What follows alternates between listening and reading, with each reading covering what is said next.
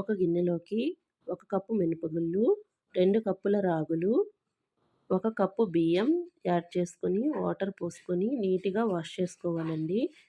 చేసిన తర్వాత మళ్ళీ నీళ్లు పోసుకొని 4-6 గంటలు నానబెట్టుకోవాలండి. ఇలా నానిన తర్వాత వీటిని గ్రైండర్‌లోకి యాడ్ చేసుకొని, గ్రైండ్ అవుతూ ఉన్నప్పుడు మధ్య మధ్యలో కొంచెం కొంచెంగా వాటర్ యాడ్ చేసుకొని గ్రైండ్ చేసుకోవాలండి. ఒక బౌల్‌లోకి ట్రాన్స్‌ఫర్ చేసుకొని ఓ పక్కన పెట్టుకోవాలి. ఇప్పుడు చట్నీ కోసం ఒక పాన్ తీసుకొని అందులో ఆయిల్ వేసుకొని, ఆయిల్ హీట్ అయిన తర్వాత 3 టేబుల్ స్పూన్ల పల్లీలు యాడ్ చేసుకోవాలండి. పల్లీలు ఫ్రై అయిన తర్వాత 3-4 పచ్చిమిర్చి వేసుకోవాలి. పచ్చిమిర్చి కూడా ఫ్రై అయిన తర్వాత టమాటా యాడ్ చేసుకొని మూత పెట్టుకొని టమాటాని మగ్గనివ్వాలి. మూత తీసి చూసిన తర్వాత టమాటా ఈ విధంగా మగ్గిన తర్వాత చింతపండు యాడ్ చేసుకొని ఒకసారి కలుపుకొని స్టవ్ ఆఫ్ చేసుకోవాలి.